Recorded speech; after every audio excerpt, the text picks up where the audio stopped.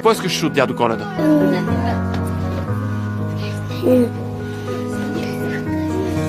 Искам от дядо Коледа Васил Левски да стане жив и Христо Ботев. Само това. Ти как се казваш? Нямам думи, наистина. Калян. Каляне, на колко си години? На 7,5. А защо би искал това нещо Васил Левски и Христо Ботев да бъдат живи? Защото пазят света. България пазят. Карат ли те да се гордееш, че си българин? Да.